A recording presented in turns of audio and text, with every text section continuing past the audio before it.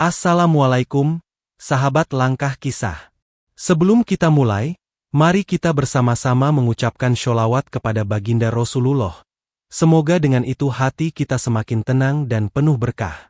Allahumma sholli ala Muhammad wa ala ali Muhammad. Sebelum kita melanjutkan, jangan lupa untuk klik tombol subscribe dan aktifkan lonceng notifikasi agar kamu tak ketinggalan cerita-cerita menarik lainnya hanya di Langkah Kisah. Langkah-langkah sepatu menyusuri lorong kampus yang sunyi. Seorang pria tua berambut perak berdiri di depan ruang seminar Fakultas Hukum. Tangannya menggenggam selembar kertas laboratorium yang terlihat mulai kusut di ujungnya. Suaranya tenang, namun setiap kata yang ia ucapkan menampar keras kesadaran yang tertidur. Apa yang saya temukan bukan sekadar kecurangan, katanya, menatap para dosen dan mahasiswa yang duduk tegang. Tapi ini adalah pemalsuan intelektual yang terencana. Seketika ruangan menjadi hening.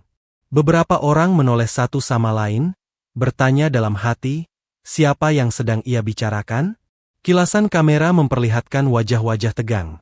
Seorang dosen senior yang mulai gemetar, dua penyidik berseragam sipil yang menyimpan map tebal, dan seorang rektor yang hanya menunduk. Layar pun gelap. Muncul tulisan, 4 bulan sebelumnya.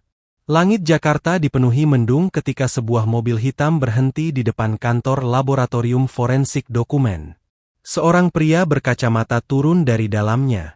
Namanya Dr. Harun Al-Mubarok, ahli forensik yang telah puluhan kali menjadi saksi kunci dalam kasus-kasus besar pemalsuan ijazah di negeri ini. Di dalam mobil yang sama, dua penyidik dari Bareskrim menyerahkan satu bundel skripsi kepada Dr. Harun. Sampulnya sudah usang, namun nama di halamannya membuat alis sang dokter terangkat. Mulyono, gumamnya lirih. Mantan pejabat itu. Menurut laporan masyarakat, ada dugaan bahwa Mulyono menggunakan ijazah palsu dari sebuah universitas ternama di Jogja untuk mencalonkan diri sebagai pejabat publik di masa lalu. Tidak hanya ijazah, tetapi juga skripsi yang mendasarinya, diduga tidak pernah ditulis secara sah. Tim penyidik telah mendatangi kampus dan membawa serta dosen pembimbing yang tercantum dalam dokumen tersebut. Namun dosen itu sendiri kebingungan. Ia tidak ingat pernah membimbing Mulyono. Meski begitu, tanda tangannya jelas tertera pada lembar pengesahan skripsi. Saya tidak merasa pernah menandatangani skripsi itu, ujar sang dosen saat diperiksa. Saya bahkan tidak yakin pernah bertemu dengan Mulyono selama ia kuliah. Kebingungan itu menjadi titik tolak penyidikan serius. Maka kini, skripsi yang mencurigakan itu telah sampai ke tangan Dr. Harun. Ia menyalakan lampu meja laboratoriumnya, memasang sarung tangan, menghela napas panjang. Di depan matanya, bukan sekadar skripsi, tapi mungkin kunci yang akan membuka tabir pemalsuan besar yang sudah terlalu lama disimpan rapat oleh kekuasaan. Dan malam itu, pemeriksaan pun dimulai. Langit Jogja sore itu tampak teduh, seakan tahu bahwa kampus tua di jantung kota sedang memikul beban sejarah yang berat. Di balik gedung rektorat, terdapat sebuah ruangan berdebu, ruang arsip akademik, tempat ribuan naskah skripsi tersimpan bertahun-tahun lamanya. Disinilah penyidik dari Bareskrim akhirnya tiba. Dua pria berpakaian sipil disambut oleh staf kampus yang gugup. Mereka membawa surat tugas resmi dan sebuah permintaan yang tak biasa, membuka kembali berkas skripsi milik Mulyono yang konon lulus dari kampus ini pada era 90-an. Staf arsip, seorang lelaki berusia 50-an, terdiam sesaat lalu mengangguk.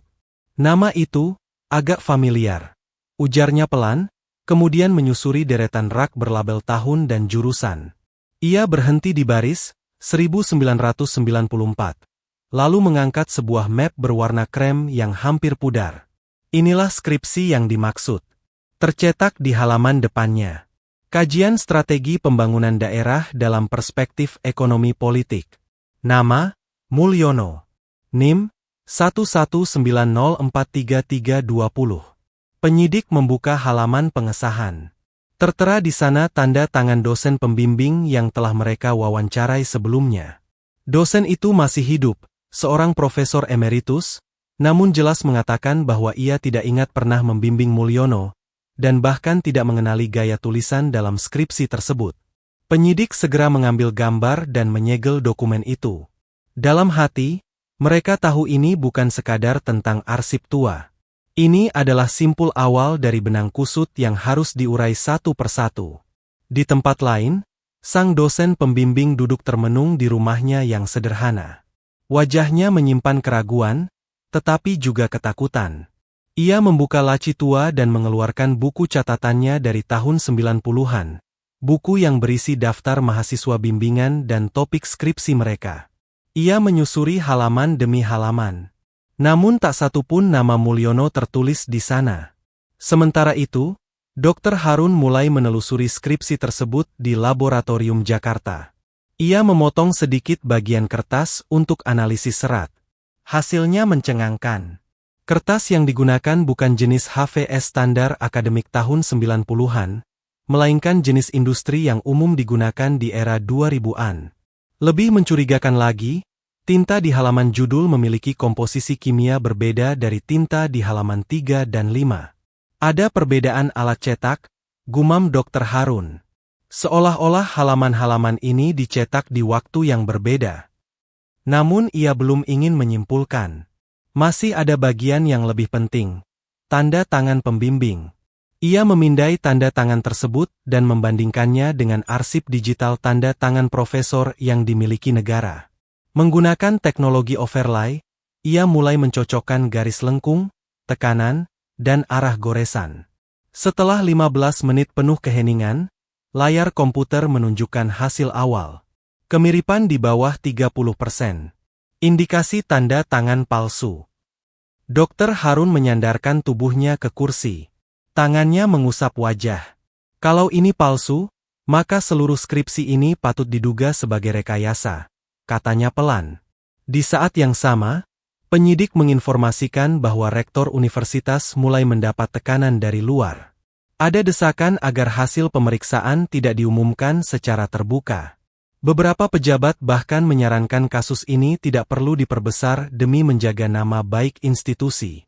Namun bagi Dr. Harun, ini bukan soal nama baik. Ini soal kebenaran. Dan kebenaran, walau disembunyikan dalam lemari arsip selama puluhan tahun, tetap akan berteriak jika disentuh oleh cahaya forensik. Di dalam ruang laboratorium yang hening, layar monitor menampilkan dua tanda tangan berdampingan. Di sebelah kiri, tanda tangan asli milik profesor pembimbing yang diperoleh dari dokumen negara. Di sebelah kanan, tanda tangan yang tertera di skripsi Mulyono. Di mata orang awam, keduanya tampak mirip. Tapi bagi Dr. Harun, ahli forensik yang telah membedah ratusan dokumen palsu, perbedaan kecil justru sangat berarti. Ia membesarkan bagian ujung tanda tangan. Ada goresan melengkung yang seharusnya naik, namun dalam versi skripsi malah menurun. Tekanan tinta juga berbeda, terlihat jelas bahwa tanda tangan dalam skripsi dibuat dalam satu gerakan tunggal, seolah terburu-buru. Padahal profesor tersebut dikenal dengan gaya tanda tangan bertahap dan bertitik di akhir. Data hasil pemindaian muncul. Simulasi goresan menunjukkan perbedaan signifikan. Probabilitas pemalsuan tinggi. Dr. Harun mencatat dengan rapi. Tanda tangan pada dokumen skripsi atas nama Mulyono menunjukkan pola yang tidak sesuai dengan karakteristik biometrik penandatangan asli. Berdasarkan uji mikroskopis, tekanan tinta tidak seragam dan arah goresan bertentangan dengan pola historis. Temuan ini mengarah pada dugaan kuat pemalsuan tanda tangan. Setelah laporan itu disimpan, ia menyalakan rekaman untuk dokumentasi. Dokumen ini, jika ditinjau secara akademik, tidak memenuhi syarat sebagai skripsi asli. Jika tanda tangan pembimbing saja palsu, maka status kelulusan yang bersandar pada skripsi ini otomatis dipertanyakan. Sementara itu, di Jogja, suasana di lingkungan kampus mulai berubah. Bisik-bisik mahasiswa tentang pemeriksaan skripsi seorang mantan pejabat mulai terdengar di lorong fakultas. Salah satu dosen yang hadir saat pemanggilan profesor pembimbing mulai merasa tidak nyaman. Ini bukan sekadar soal dokumen, ujarnya kepada rekannya. Jika ini terbukti palsu, itu artinya sistem kita pernah dipermainkan. Dan kita membiarkannya. Penyidik Bareskrim yang masih berada di Jogja mulai mengumpulkan dokumen tambahan. Mereka mendapati kejanggalan lain, nilai akhir Mulyono tidak ditemukan dalam sistem digital. Data kelulusannya hanya tercatat dalam format manual yang baru dimasukkan ke sistem setelah tahun 2001. Kenapa nilainya masuk sistem 10 tahun setelah dia lulus? Tanya penyidik. Ini janggal. Kembali ke Jakarta, Dr. Harun mendapatkan data mengejutkan lainnya. Ia memeriksa tinta halaman persembahan dalam skripsi, dan menemukan tinta gel berbasis air, jenis tinta yang baru diproduksi massal setelah tahun 2002. Bagaimana mungkin tinta modern muncul dalam dokumen yang diklaim dibuat pada 1994? Gumamnya. Kini 3 bukti utama telah ditemukan. Jenis kertas tidak sesuai dengan standar tahun skripsi. Tanda tangan pembimbing diduga kuat palsu. Tinta modern digunakan dalam beberapa halaman. Hasil-hasil ini cukup untuk menggugurkan keabsahan skripsi secara ilmiah. Tapi satu pertanyaan besar mulai bergema di ruang hati Dr. Harun. Jika skripsi ini memang palsu, bagaimana bisa Mulyono lulus dari kampus sebesar ini? Siapa yang membiarkannya? Siapa yang menutup mata? Pertanyaan itu menjadi beban yang akan ia bawa ke forum akademik nanti. Sebab ia tahu, yang dipertaruhkan bukan hanya nama seorang mantan pejabat, tapi juga kehormatan ilmu pengetahuan itu sendiri.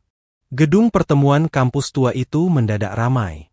Hari itu, Fakultas Hukum dari universitas ternama di Jogja menjadi tuan rumah dalam forum akademik nasional bertema, Integritas Akademik di Era Kecurangan Digital. Awalnya, forum ini hanyalah ajang diskusi biasa antar dosen dan mahasiswa. Tapi pagi itu, kabar bahwa Dr. Harun Al-Mubarok akan mempresentasikan hasil forensik dokumen skripsi seorang mantan pejabat membuat suasana berubah tegang. Undangan daring forum membeludak. Para wartawan berkumpul di luar. Beberapa tokoh nasional diam-diam hadir di kursi belakang. Dr. Harun datang tidak membawa banyak barang. Hanya sebuah flash disk, map coklat tipis, dan wajah yang tenang. Ia tidak berbasa-basi. Begitu dipersilakan ke depan, ia langsung membuka presentasinya. "Ladies and gentlemen," ucapnya dengan tenang. "Hari ini saya tidak datang untuk menyerang siapapun. Saya hanya ingin menghadirkan kebenaran berdasarkan sains, bukan opini." Ia menampilkan dokumen skripsi yang dipermasalahkan. Lalu satu persatu, bukti ilmiah disajikan di layar besar. Grafik jenis serat kertas yang menunjukkan perbedaan komposisi dengan standar tahun 90-an. Laporan kimia dari 3 jenis tinta berbeda dalam satu skripsi. Gambar overlay tanda tangan pembimbing, lengkap dengan analisa goresan dan tekanan tinta. Ruangan sunyi. Tidak ada yang bergerak. Semua mata tertuju pada layar. Bahkan profesor-profesor senior yang sebelumnya skeptis kini mulai mengangguk pelan. Dr. Harun menyimpulkan dengan suara rendah namun menghunjam. Dokumen skripsi ini tidak hanya tidak autentik, tapi juga direkayasa secara sistematis. Bukti-bukti ini tidak bisa diabaikan. Jika skripsi ini menjadi dasar kelulusan seseorang, maka status akademiknya harus ditinjau ulang. Dari kursi tengah, salah satu guru besar kampus berdiri. Ia tampak gemetar. Suaranya bergetar ketika berkata, "Kalau ini benar, maka kami telah gagal menjaga pintu kejujuran akademik. Dan itu dosa besar." Di luar gedung, kabar isi presentasi Dr. Harun menyebar cepat. Potongan video presentasi forensik viral di media sosial. Tagar seperti skripsi palsu dan audit kampus mulai naik di daftar trending. Malam harinya, rektor kampus memanggil rapat darurat. Beberapa dosen meminta agar universitas membuka audit terbuka terhadap semua kelulusan era 90-an, terutama mereka yang kini menjabat posisi penting. Tapi sebagian lainnya khawatir nama baik kampus rusak. Apa yang kita jaga? Nama baik, atau kebenaran? Tanya seorang dosen muda lantang. Di luar ruang rapat, para mahasiswa mulai bergerak. Mereka membuat petisi terbuka yang ditandatangani ribuan orang. Usut dugaan pemalsuan skripsi dan evaluasi proses akademik Mulyono. Sementara itu, Mulyono sendiri belum memberi komentar. Ia dikabarkan menghindar dari media dan tidak hadir dalam acara-acara publik. Rumahnya dijaga ketat, dan hanya segelintir orang yang diizinkan masuk. Namun satu hal sudah jelas. Kebohongan yang disimpan dalam lemari arsip kampus selama puluhan tahun, akhirnya mulai tercium ke permukaan. Pagi itu, sebuah amplop bersegel khusus sampai di meja kerja Dr. Harun. Bukan surat biasa, melainkan peringatan dari instansi tinggi agar ia menahan diri dalam menyampaikan kesimpulan kepada media. Surat itu dibubuhi kalimat yang terdengar manis, tapi menyeratkan ancaman. Pertimbangkan dampak nasional bila informasi ini tersebar secara luas. Tidak semua kebenaran perlu diumbar. Dr. Harun membaca surat itu tanpa ekspresi. Ia sudah sering menerima tekanan semacam ini. Tapi ada satu hal yang tak bisa ia abaikan. Tanda tangan di surat tersebut berasal dari pejabat yang dulu pernah difasilitasi oleh Mulyono. Di waktu yang hampir bersamaan, penyidik Bareskrim yang menangani kasus ini juga mulai menerima gangguan. Salah satunya dimutasi mendadak ke luar Jawa. Yang lain mengaku mendapat pesan anonim agar fokus ke kasus yang lebih penting. Ada yang menyindir di media, menyebut mereka hanya ingin menjatuhkan nama tokoh besar. Namun di balik tekanan itu, gerakan dari akar rumput terus tumbuh. Mahasiswa dari berbagai kampus mulai membahas soal pemalsuan dokumen akademik secara terbuka. Forum-forum daring penuh diskusi, bahkan dosen-dosen muda mulai mengadakan kelas refleksi khusus soal etika akademik. Di kampus tempat Mulyono dulu mengaku lulus, mural bertuliskan, "Kebenaran tak bisa dipalsukan," muncul di dinding belakang perpustakaan. Rektor kampus akhirnya angkat bicara melalui jumpa pers, dengan suara berat dan wajah penuh beban. "Kami akan melakukan audit internal. Dan bila ditemukan pelanggaran akademik, tidak peduli oleh siapa, akan kami tindak." Sementara itu, Dr. Harun memilih jalur yang berbeda. Ia tidak merilis laporannya ke media massa. Ia memilih forum ilmiah terbuka nasional, yang akan digelar 2 pekan lagi di Jakarta, disiarkan langsung oleh kanal-kanal akademik terpercaya. Baginya, jika hasil temuannya diumumkan di ruang ilmiah, maka yang akan menjawab bukan media, tapi data dan logika ilmiah. Di laboratoriumnya, ia terus mempersiapkan presentasi. Ia tahu, kali ini bukan hanya menyangkut skripsi, tapi menyangkut wajah dunia pendidikan Indonesia yang tercoreng karena kelalaian, atau mungkin, kolusi diam-diam. Di sisi lain, Mulyono mulai goyah. Ia mengutus seorang pengacara untuk bertemu beberapa petinggi kampus. Dalam pertemuan itu, pengacara menyampaikan satu pesan. "Skrip ini sudah lama berlalu, buat apa dibuka kembali? Tidak adakah cara damai untuk mengakhiri ini?" Namun salah satu petinggi kampus menjawab tegas, "Ini bukan tentang masa lalu. Ini tentang masa depan. Jika pemalsuan ini dibiarkan, maka kita sedang menyemai racun dalam tubuh pendidikan bangsa." Hari demi hari berlalu. Rapat demi rapat digelar. Tekanan demi tekanan datang silih berganti. Tapi di tengah badai itu, Dr. Harun tetap pada jalurnya. Ia tidak membawa nama politik, tidak tunduk pada tekanan kekuasaan. Yang ia bawa hanya satu, bukti ilmiah yang tak terbantahkan. Dan pada akhirnya, waktu yang ditunggu pun tiba, forum nasional terbuka yang akan menjadi panggung terakhir, tempat di mana seluruh temuan forensik akan dipaparkan di hadapan publik. Tapi tak ada yang tahu, bahwa saat hari itu tiba, sesuatu yang lebih besar akan terungkap. Gedung tinggi berlapis kaca di Jakarta Pusat dipenuhi lalu lalang manusia. Hari itu, Forum Nasional Integritas Akademik digelar di lantai 7. Para profesor, perwakilan kementerian, mahasiswa, aktivis pendidikan, hingga media nasional, semua hadir. Tapi sorotan utama hanya tertuju pada satu nama, Dr. Harun Al-Mubarok. Pukul 10 pagi, acara dimulai. Moderator membuka forum dengan pernyataan tegas. "Hari ini kita tidak hanya bicara soal etika akademik. Kita sedang menguji apakah negara ini masih punya keberanian untuk menyentuh kebenaran, meski menyakitkan." Satu persatu pemateri menyampaikan pendapat, namun ketegangan terasa menumpuk menanti giliran Dr. Harun. Hingga akhirnya, pria berambut perak itu melangkah ke podium, mengenakan jas abu-abu dan membawa flashdisk kecil di tangannya. "Assalamualaikum warahmatullahi wabarakatuh," sapanya mantap.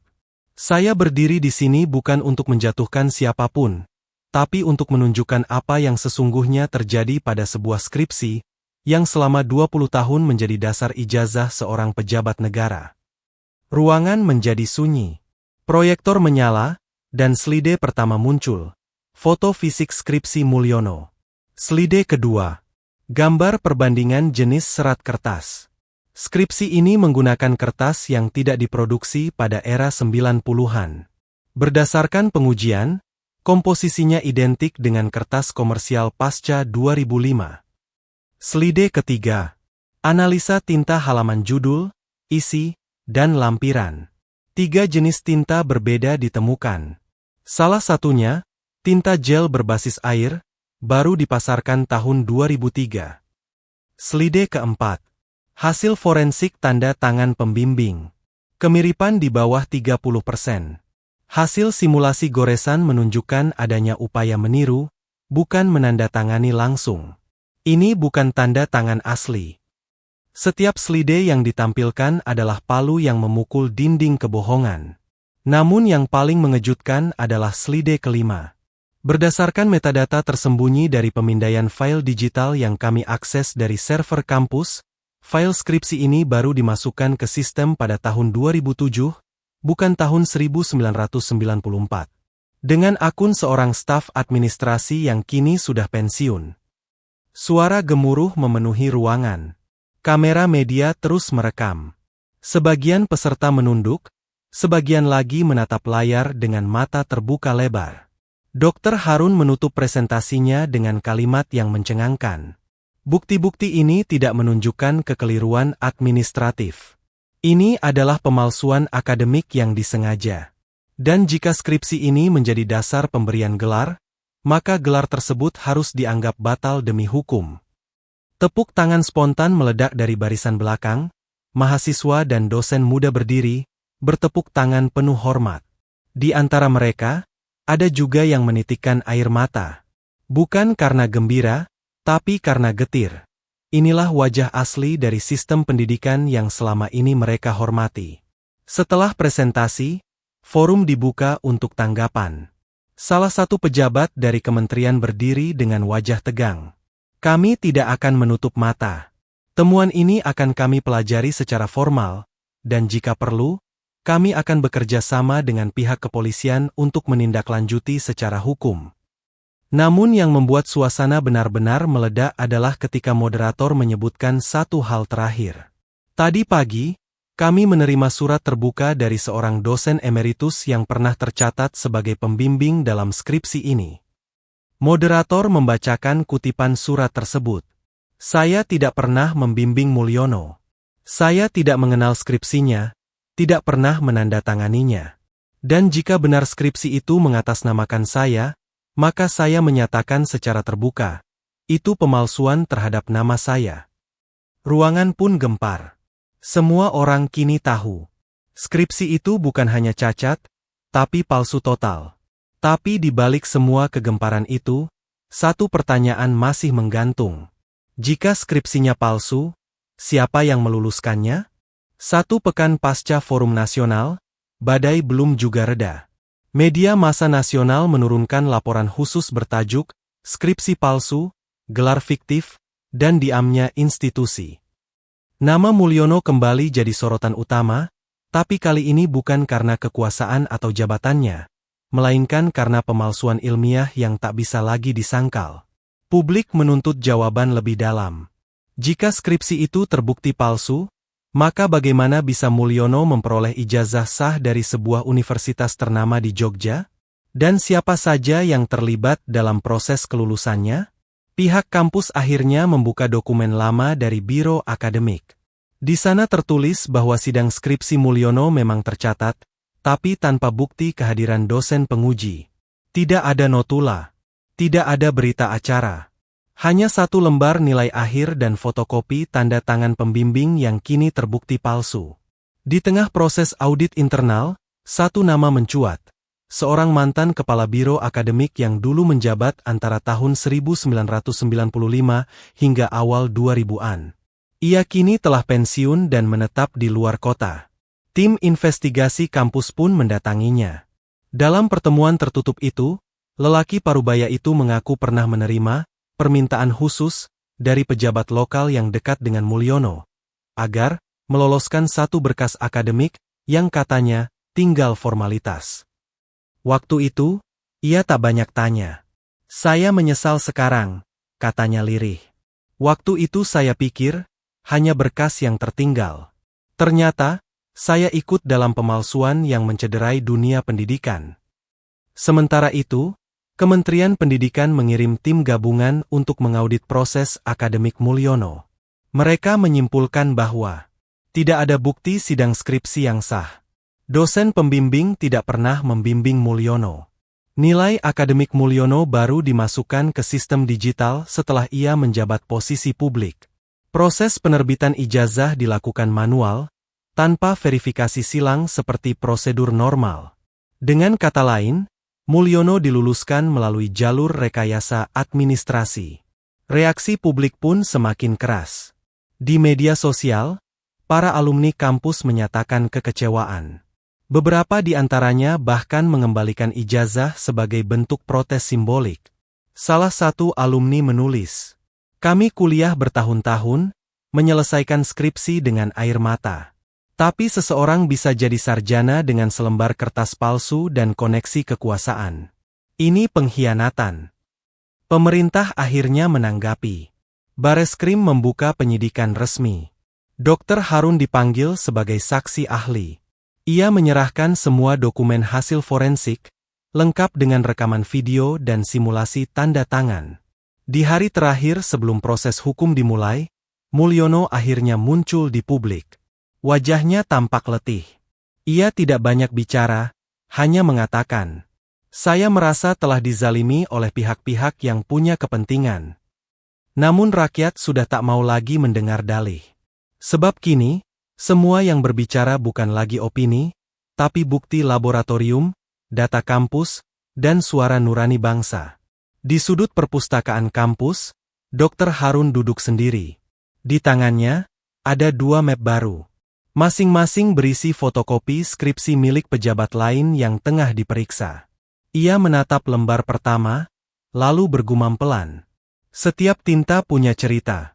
Tapi tidak semua cerita bisa ditipu.